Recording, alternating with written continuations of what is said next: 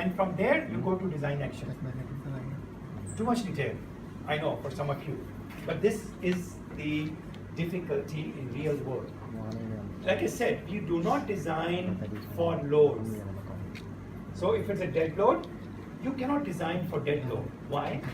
Because there is also live load there. There is also wind load there. There is also earthquake load there. So which load are you going to design for? Which load? All of them. But if you're going to design all of them, first of all, wind can come from any direction. Can come this way, from that way, earthquake can come from here, earthquake can come from there. Live load can be arranged in many ways. So which live load, which wind, which earthquake, which direction? So each load has many cases that you need to consider. And then there are many combinations of these loads that can happen. Earthquake plus dead load plus live load, live load plus wind. Chinese are saying earthquake plus wind, which other people don't believe, but they believe that it can happen together. They will become simultaneous. Yes. So that is load cases, the load combinations, and then we come to something called envelopes. Envelope, what is an envelope? Maximum or minimum? Maximum case. Yes. Envelope means the bounding, the bounds, minimum or maximum. And some people believe that we can design envelopes. That means maximum and minimum, but actually cannot. You cannot design for maximum or minimum. That is a wrong assumption, and we will show later why it is a wrong assumption. You cannot pick the maximum bending moment and maximum exit load and maximum shear force and design for that. No. We need to create action sets and then design for action, design actions for coming from sets. So we will talk about that. So I will clarify why this is not possible, or why this is wrong to do that. Like I said, a lot of things that we know before. So let's forget this slide for now. Forget this slide for now. Let's look at this slide now. In relationship between actions, loads, and capacity. So if I may say, this is the explanation of the previous slide when I said we will compare them together. So we have loads on one side. You do the analysis, you determine the actions, bending moments, shear force, everything. And then from there, we should be able to calculate deformations. And deformations produce strains, right? And strains produce stresses. And stresses have stress resultant. Now this is the tricky part in structural engineering. What do you think? Bending moment comes first or curvature comes first? Bending moment produces curvature or curvature produces bending moment? Yes, see, we have already a disagreement. Did stress produce strain or strain produce stress? Strain produce stress. See, there you are. Already we have disagreement. We are not sure what's happening here. Strain produce strain. Right? Okay, let me see. How many people believe that moment produces curvature? Raise hands. Moments come first. Chicken and egg thing. We are talking about chicken egg. Which comes first? Egg or chicken? So let's forget about that. Let's talk about moment and curvature. Which comes first? Moment or curvature? Curvature? Curvature. So everybody agrees?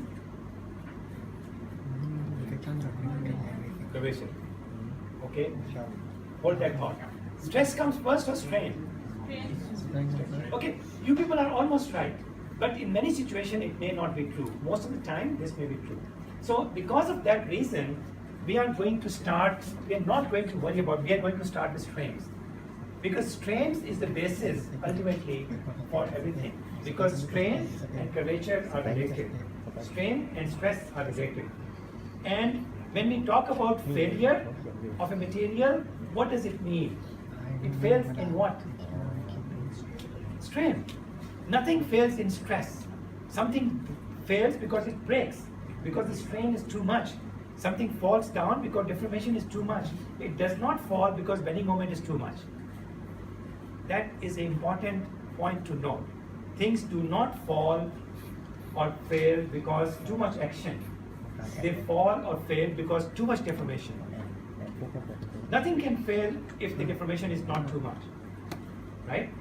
So deformation or strain has to be large for something to fail. So that is why our basic parameters should be strain and deformation. Deformation here and strain here, and you people are almost right that they come first most of the time, right?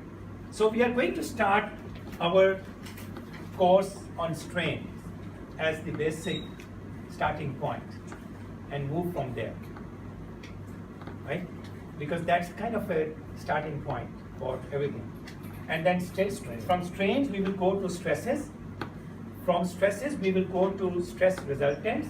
Stress resultant is summation of stresses. So all the stresses are added together and you get a resultant which becomes a capacity for an action.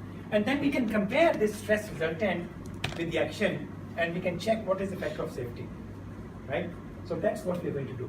So is everybody clear now? This slide.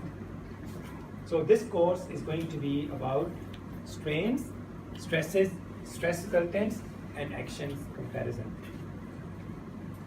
So what do we need for this to work? We need a strain and stress relationship, correct?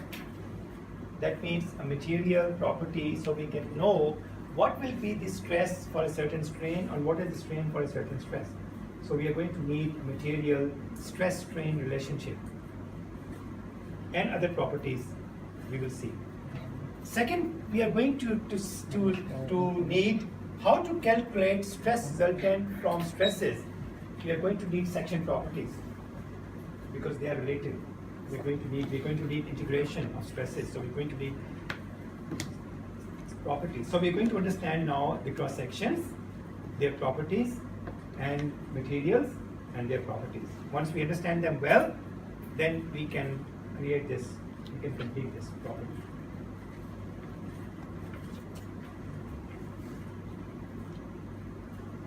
That brings me to various methods of structural design in various codes. So now we understand. So as I told you yesterday, that we are going to study what is the basis of the code, why things are like that.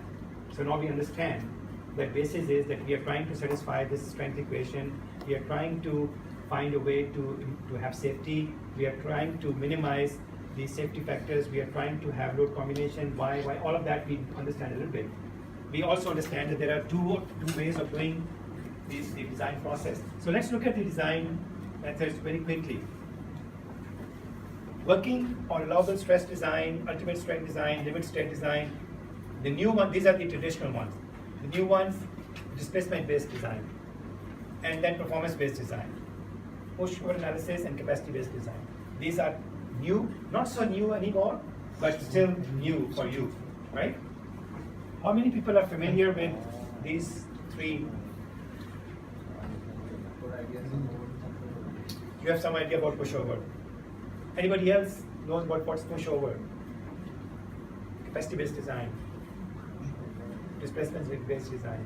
Because like I said, important is displacement and capacity, not loading, not action.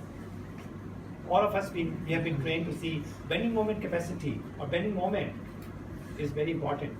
No, effect of bending moment is important, which is the curvature, which produces strain. So ultimately it is the strain. Think like that. So these are all based on that concept.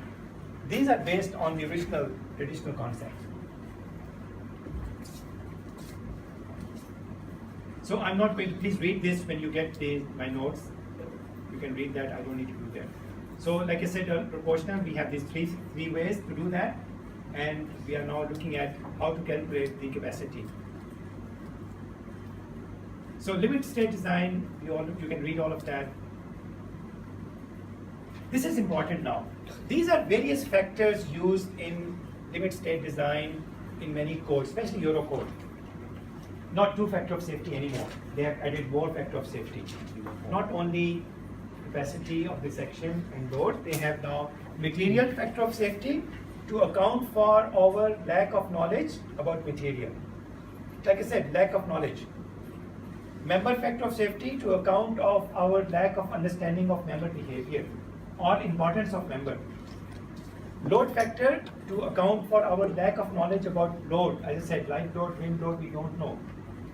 And structural analysis factor to account for the inaccuracy of our structural model, because our model is not real.